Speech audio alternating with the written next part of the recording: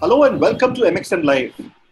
We have here with us Preeti Reddy, CEO of the Insights Division at Kantar South Asia, or rather CEO South Asia Insights Division of Kantar. Welcome to MXM Live, Preeti. Hi, great to be here, Pradyuman. Uh, how has been the lockdown for you? You're obviously in the Insights team, where Insights Division, where you look at interacting with people, etc. So, is it an all new world for you all? Well, it's all new in the sense that we're all working from home. The other thing that has happened is that a lot of the data collection that we do is face to face, and that stopped. So we have very aggressively gone online, and a lot more of the work that we're doing is now online. So, in a sense, it's been quite a paradigm shift for us, like it has been for most other companies. But our core of what we do remains the same, and helping clients talk to their consumers. That's going on. As long as it doesn't impact the final insights, right? It doesn't impact the. Absolutely, does absolutely. We are in BrandZ time once again, and this is the time when you'll unveil the report, and you have just unveiled it on Friday, and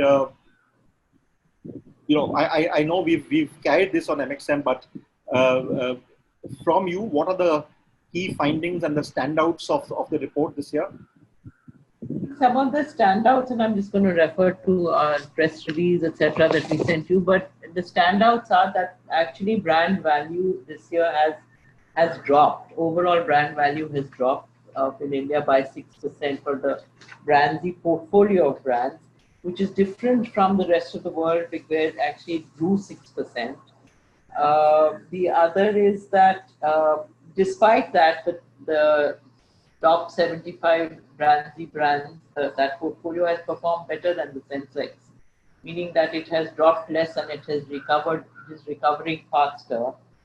HDFC retains its top ranking, even though its brand value has dropped this year. Considerably. Considerably. It's a reflection of the sector as well. Almost every financial sector brand has lost value this year. Reliance Retail has added the most value, and actually retail as a sector has done well. The top risers are also in digital, which is expected in food and in retail. And other than retail, personal care and telecom are the fastest growing categories. So those are some of the highlights of the of this year's BrandZ report. Obviously, this has been the year when we've had most of the year has been struck by COVID and the pandemic. And given the fact that this is an annual report, and if the BrandZ report is to be used as a benchmark or an indicator of brand trends, what would you say have been the changes from last year to this year? The really interesting thing is that in the principles of brand building and the principles of how brands add value have not changed. So if you look at the top, say 10 or top 20 in our list, there's been movements up and down, etc. But the largely about 56% of the brands on that list have remained the same. Their values may have changed, but their rankings have remained largely the same. The one brand that has dropped out of the top 10 is Maruti, and that is because of the way of the performance of the auto sector itself. I think BrandZ and the ranking, the benchmark value has not changed. In every year, it reflects how the year has been and how brands have responded to the environment, to consumers, etc. And this year also, if you see, the brands that have been rewarded by consumers by enhanced value are the ones who were there for them during the pandemic. I mean, most of our fieldwork is actually done little before the lockdown and then during the lockdown. And it is brands like Airtel, Reliance Retail, Paytm, Flipkart, Naukri.com are the ones that have gained because they were there. These are the brands that consumers relied on during the lockdown for their food, for their connectivity, for all. The only way they could connect with anybody was through mobile or through the net. So yes, and these brands performed, and they were there for consumers, and they were very agile, and they were there for consumers when consumers were at their most vulnerable. So and they have been rewarded, and that's why their brand values have gone. No, it's interesting that you mentioned about Maruti having Yeah. out because of the performance of the auto sector. But you know, typically, if you talk about brand value and how good a brand is, that shouldn't really get too impacted by sales, right? No, it doesn't get impacted by sales, but if you look at the way that we do the ranking in BrandZ, and Maruti has not dropped out of the list, it's still in the top 75, it's not in the top 10. But what has happened is that we have a financial contribution, we have a financial evaluation, which is published data, and there is a consumer evaluation, which is, looks at the equity of the brand. Now, as far as Maruti is concerned, or brand auto sector, they have been there have been nothing new from them. There are no new launches. They have not been very visible in media, etc. Also, as consumers have not also been engaging with the category much. So that is one part of it. The other part of it is that the equity still is there. So it's not disappeared. It's just that the financial valuation has dropped, and there is still equity. So if Maruti starts spending again or coming back into the market again, etc., the equity will carry it through. It's not lost that, but the measure is a measure of many things. Your long-term equity plus what you have done recently as well, and that there hasn't been much. And TCS, which Yeah, value has gone down 20%, it's yeah, still is the number three, yeah. and it's doing well. But what do you think would be the reason for a company like TCS, which as for its internal customers, it was very good. It allowed people to work from home. Yeah, etc. yeah, Of course, the touch points with the public may have not been there, but yeah. that doesn't exist any which way. Yeah, I think TCS is suffering from because all their work is actually essentially global, right? Their customers are all global, and globally there has been a slowdown that has impacted TCS. It has impacted all the other brands as well, Infosys and all of that, and that's probably the explanation for that. Uh, Yeah. I asked you this question earlier, but in terms of did the COVID pandemic and the lockdown result in impacting your study and its findings? For instance, just in case the pandemic did not exist, would your findings have had been different, dramatically different? I suspect they would have because the pandemic is I mean I hate this word because I've said it and everybody's saying it so many times. The pandemic is an unprecedented event, and if had not happened, I'm pretty sure that some of these brands would not have done as well, and I suspect that some of the rankings would have been different. But I mean, some of the risers, etc., may not have been there. But the core of the 10, top 10, top 20 brands have remained the same. And that is not related. I mean, their valuation may have dropped, but their ranking on the list or their presence on the list is still there. So it's not only the pandemic. I mean, BrandZ is a stable, robust measure. So it doesn't kind of swing by depending on what's happening. But what is happening does have an impact, and it impacts the brand valuation. It impacts which brands which new brands come in, which ones go out. Of course, it has an impact. Yeah. It's interesting that you say this because there's a lot more to brands now in the peak of the pandemic. How agile they have been, Correct. uh, you know, and the fact that well, this has been a tragedy that has struck the world and corporate India. So, Yeah. do you think that the impact, because we just looked at the top 10, but overall, do you see that the impact of the pandemic has been uh, huger than we actually think it is on brands? Uh, I think there has been significant impact on the brands, but I also, if you look at the overall brand valuation, and also if you look at brand by brand, there are brands that have actually gained 25, 26 brands have actually gained value. Also, the drop in brand value is, I mean, if your GDP is down 25%, this is only dropped by 6%, right? So there are things that are shoring it up, and it's uh,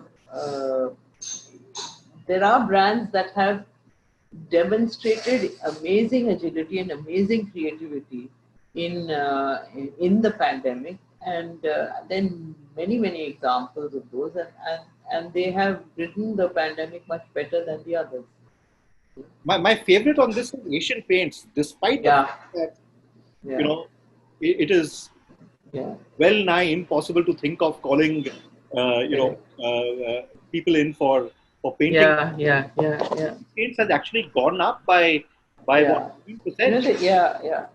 They've gone up, and I have it exactly. By 14% They is 14%, yeah, and they've been very innovative. I mean, if you've seen what all they have done, they talked about they didn't go off air and all that. For instance, the other thing is that they start talking about hygiene. They start about how the paint will protect you, etc.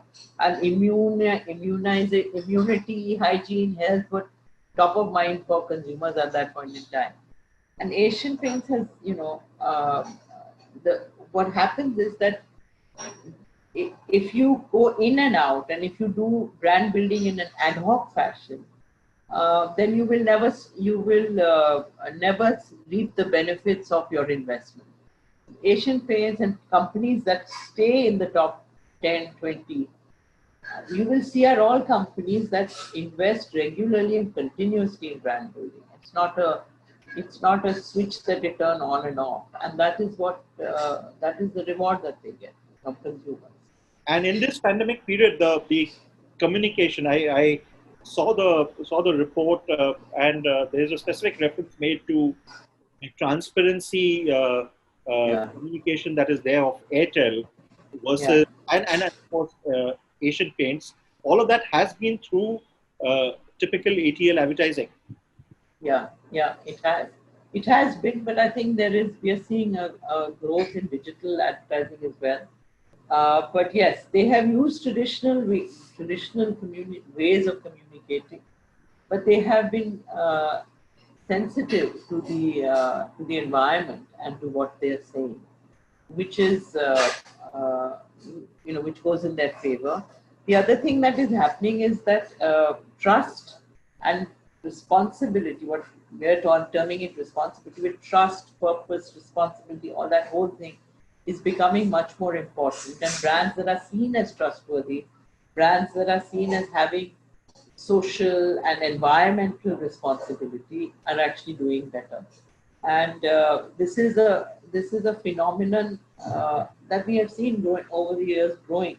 But I think the pandemic this is one more thing that the pandemic has accelerated, that the consumer concern with is this company doing the right thing by me, by the environment, by the community, and not just by its shareholders.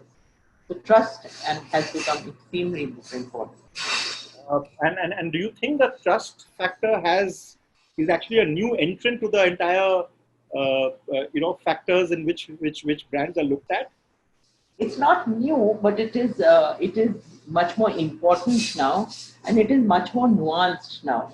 Earlier, it was about whether you were seen as some kind of a CSR doing kind of company, but now it is: are you inclusive? Do you have integrity? Do you care for do you have care for your consumer, your community? As I was saying, the entire system, not just you and how much money you make.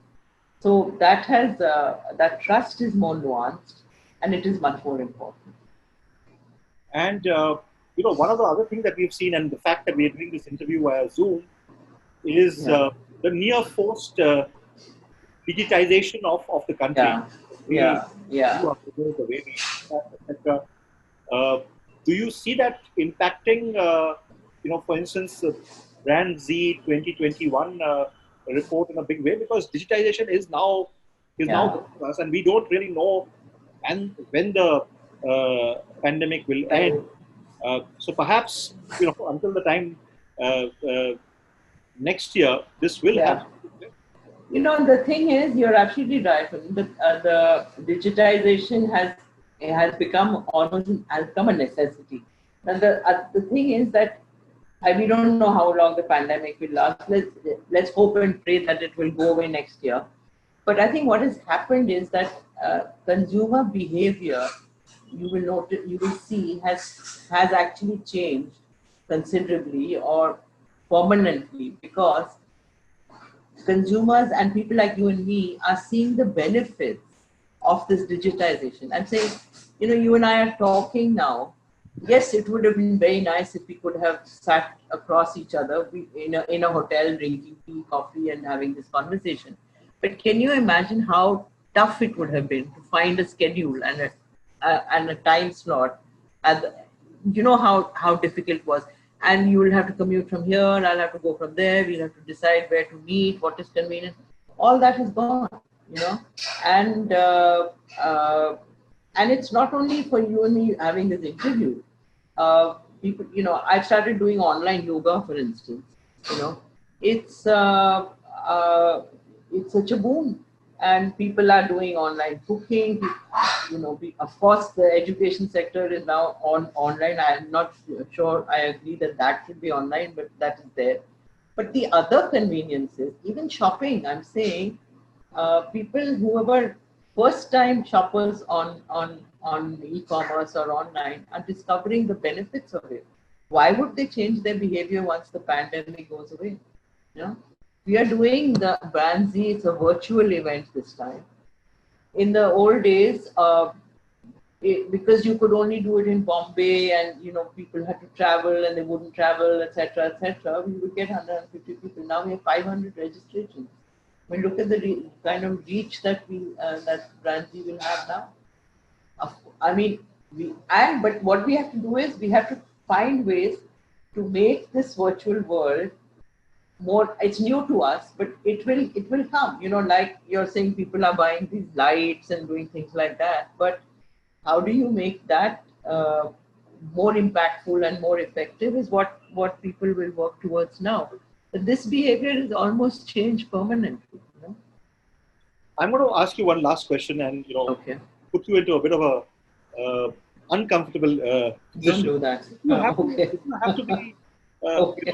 a soothsayer Okay. and predict what would happen. What would BrandZ 2021 be like in terms of the way brands are going to. You've seen a bit of the way brands have behaved this year, and given the pandemic, given the uncertainties that are there, but the fact that the uncertainties are going to continue, and as it's Yeah. Yeah. years, uh, do you see that there could be some tectonic changes in the way brands will behave, and hence the roster could well be different?